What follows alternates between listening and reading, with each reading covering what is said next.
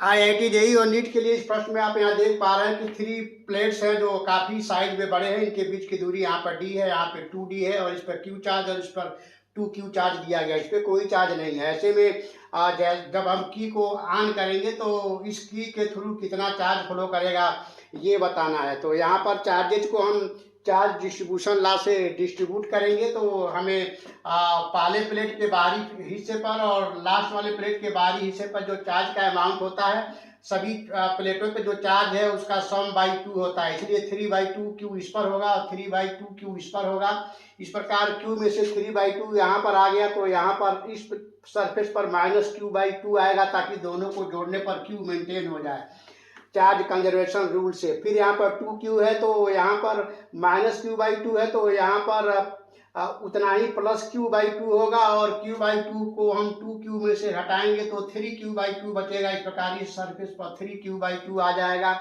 अब जैसे ही इस पर 3q/2 आएगा तो बाई इंडक्शन रूल यहाँ पर भी -3q/2 इस सरफेस पर आएगा और इस पर 0 होना चाहिए चार्ज, क्योंकि यहाँ पर नेट चार्ज 0 है, इसलिए जितना यहाँ पर माइनस आएगा उतना ही यहाँ पर प्लस आ जाएगा 3q/2। इस प्रकार सभी सरफेस पर चार्ज का डिस्ट्रीब्यूशन हम इस तरह से कर लेंगे। इस पर +3q/2 आया, इस पर -q/2, इस पर +q/2, इस पर 3q/2 और इस पर -3q/2 और इस पर +3q/2 चार्ज हम बना लिए। इस प्रकार इसके बीच का जो कैपेसिटेंस होगा ε0A/d, क्योंकि प्रत्येक प्लेट जो है इक्वल एरिया के हैं। इसके बीच की दूरी 2d है, इसलिए एक कैपेसिटेंस जो होगा उसकी वैल्यू ε0A/2d होगा। इस प्रकार जैसे ही की को हम ऑन करेंगे तो वो चार्ज का रीडिस्ट्रीब्यूशन होगा। बाहरी सरफेस पे जो चार्ज है वो मेंटेन रहेगा, यहाँ पर 3q/2 रहेगा, यहाँ पर भी 3q/2 रहेगा, लेकिन अंदर के चार्जेस जो है रीडिस्ट्रीब्यूट होंगे। मान लेते हैं इस सरफेस पर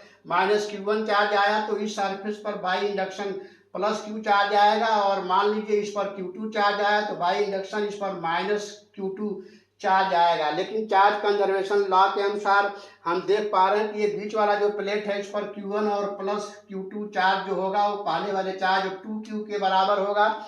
इस प्रकार इसके बीच का पोटेंशियल डिफरेंस और इसके बीच का पोटेंशियल डिफरेंस आपस में बराबर होगा जैसे ही हम की को ऑन करेंगे। तो ऐसे में इसके बीच का पोटेंशियल डिफरेंस जो होगा VAB q1 इस पर चार्ज बाई कैपेसिटेंस इस दोनों प्लेट का, तो q1/C1 होगा और इसके बीच का पोटेंशियल q2/C2 होगा। इस प्रकार यहाँ से हम q1/q2 सॉल्व करेंगे C1/C2 और जो 2 के बराबर होगा, क्योंकि प्लेटों के बीच की दूरी 2d और d दिया हुआ है तो यहाँ पर C1/C2 आपका 2d/d आएगा जो 2 के बराबर होगा। इस प्रकार q1 की वैल्यू 2q2 हो गया। इस प्रकार q1 + q2 = 2 कैपिटल Q और q1 = 2q2 से हम इस और इस इक्वेशन से सॉल्व करेंगे। q1 की वैल्यू जो होगा 4q/3 आएगा और q2 की जो वैल्यू होगा इस पर जो चार्ज +q2 है उसकी वैल्यू 2q/3 आएगा। इस प्रकार हम यहाँ चार्ज निकाल लिए। इस प्लेट पर जो q1 चार्ज आ रहा है वो -q1 की वैल्यू हमारे पास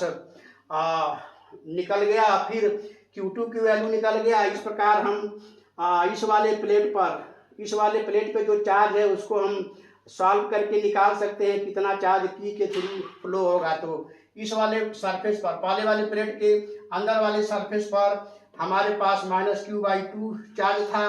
बाद में जो है इस पर जो चार्ज आ रहा है वो हो जा रहा है q1 और वो 4q/3 हो जा रहा है। तो इस प्रकार इस पर जो अंदर वाले सरफेस पर जो चार्ज की वैल्यू है -q/2 और +q1 यानी 4q/3 को दोनों को सॉल्व करेंगे तो इस प्रकार इसका एडिशन वैल्यू 5q/6 आएगा। इस प्रकार जैसे ही हम की को ऑन करेंगे तो इस की के थ्रू जो चार्ज आएगा वो 5q/6 के बराबर होगा। तो हम उम्मीद करते हैं कि आपको ये काफ़ी अच्छे से समझ में आया होगा। तो फिर मिलते हैं नेक्स्ट वीडियो में किसी और अच्छे क्वेश्चन के साथ। तब तक के लिए थैंक यू।